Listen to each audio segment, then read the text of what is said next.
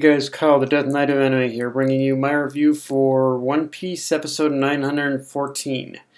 So, first off, I have to say, this was a good episode, a really good episode.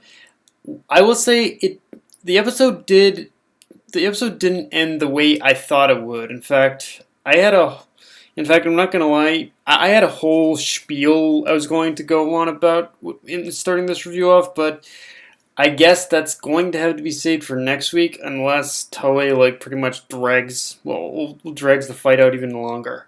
But instead of talking about what I was originally going to talk about, let's kind of talk about the effect this fight was having on Kaido. Cause as you saw, Luffy landed quite a few decent blows on him. But realistically, let's just lay the cards on the table. Every punch Luffy threw at Kaido barely did a thing to him. Even the ones at the end, like Toei was definitely playing it up as a big deal. The constant punches Luffy was landing on Kaido's face were hitting him really badly. But let's be real here. This is Kaido. The dude's in his dragon form. Those scales I imagine those scales are pretty hard. So. Yeah, I wager a doubt any of those punches that Luffy landed on him didn't even do a thing, or at least not what Luffy was hoping. Because the thing with this thing with this fight is, as I said, Luffy, I don't think landed any serious damaging hits on Kaido at all. Even that first punch. I don't think it did a whole lot. But his punches are still doing something. Just not what Luffy's hoping. You see, of course, as it was previously set up last episode, Kaido was drunk during this whole thing. Do you see where I'm going? I think from just me saying that, you can already see where I'm going with this. All that Luffy's doing, every single punch he's landing on Kaido, it ain't doing jack to him. If anything, it's just sobering him up. Yes, that's how strong Kaido is. Luffy is so many degrees of fucked that I don't even know where to begin. Again, I had come to this conclusion in the manga as well, and it's the same thing here.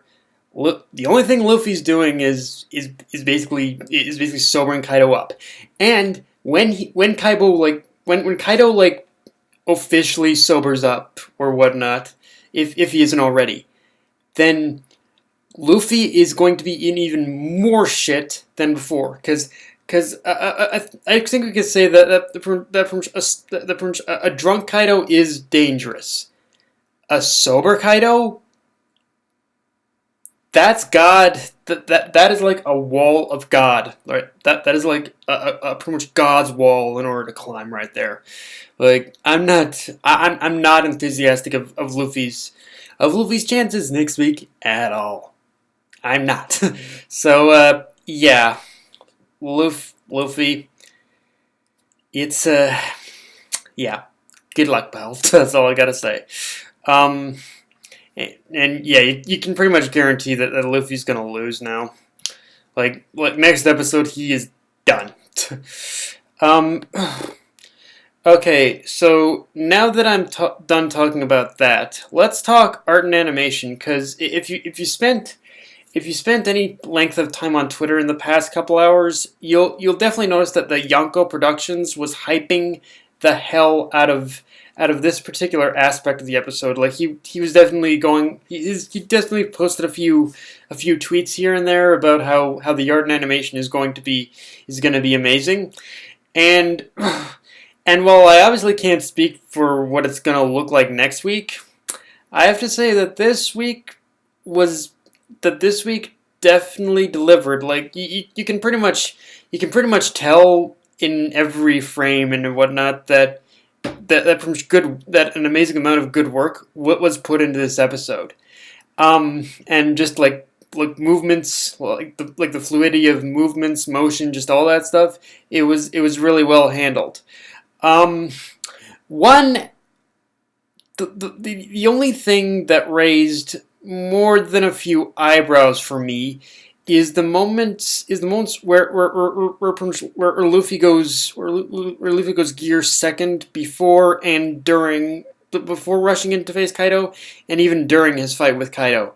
Like, and don't get me wrong, the sequence of Luffy like powering up with gear second, it was epic, but the strange thing that really kind of like, I don't want to say irked, I don't want to say it was bad, but it really just kind of like, it really kind of weirded me out a little bit, is that the transformation, the sequences of Luffy going gear second, were basically bordering on the line of Super Saiyan transformations.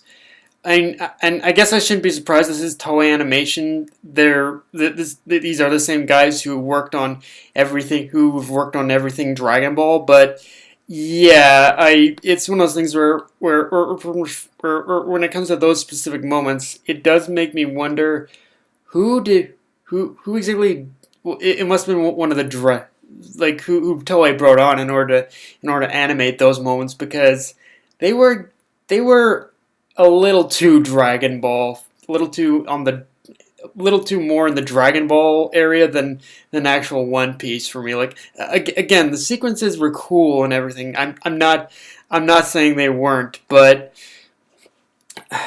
don't get me wrong, they were epic. But it's like, again, it's one of those things where, or the creative choice of Luffy's gear second transformations in this episode were definitely a bit of an exaggerated choice in order to use that specific presentation for pretty much for when it comes to Luffy's gear second transformation. I mean, really all it is him like boiling is basically like is increasing his blood pressure. So like when you see it skyrocket through the freaking, so when you pretty much see it, when you see that beam like pretty much skyrocket through like pretty much through the sky, I'm like, okay, how high is Luffy's blood pressure rising?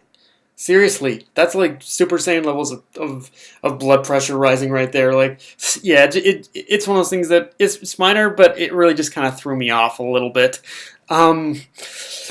Now, pacing wise, I actually have to give this episode some serious credit, because my biggest concern going in was how much they were going to extend the fight with Kaido, but they really didn't do as much as I thought they would, which I appreciate, and what they did expand on actually added this sense of building uncertainty and tension throughout the in the first part of the fight where Luffy knocks Kaido out. It immediately starts focusing on other characters, and just by doing that little bit, it already it created this sort of building uncertainty and tension throughout the rest of the episode, right up until the point where Kaido gets back up and he resumes his fight with Luffy, and for what they did extend in the fight was just enough to where it didn't affect. I think the key thing with this is that a lot of times when the animators extend a fight, usually it can affect our perception of the character, of the strength of the characters fighting. But in this case, it really didn't do all that much in that case. If anything, it made Kaido look even stronger than in the manga, because each and every moment of the fight was played out where one wrong move could have been Luffy's last, which yeah, again, if you're a manga reader like me and you know how this fight ends, it ain't gonna end pretty for Luffy. It's just not. It's really fucking not. Like, Luffy is like pretty much Kaido. He's like this episode. I pretty much portrayed that. Yeah, Kaido's got the upper hand, and that ain't gonna stop anytime soon. So and when we do and when we do finally like and when this fight finally ends, like assumingly next week, yeah, I'm gonna have a few things to say about it for sure, because it's pretty much after this fight ends where I'm I'm definitely gonna have more than a few things to say for sure. But yeah, let's just say that Luffy,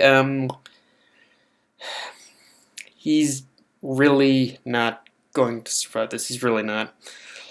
But in fact, this whole this in fact, I'll say this much: this episode, sorry, this episode highlights a major problem with Luffy, which problem in which Luffy is treating this fight already, which is that he's kind of treating, like, don't get me wrong, he's putting everything he's got against Kaido, but weirdly at the same time he's also treating him with kid gloves.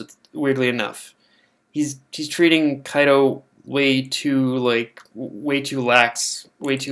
So yeah, that's gonna be his downfall for sure. But I'll get more into that next week. But yeah, guys, that's my review. If you enjoyed the video, like, comment, subscribe. Follow me on Twitter, Facebook, and list your Crunchyroll. Death Knight of Anime signing off. Later, guys.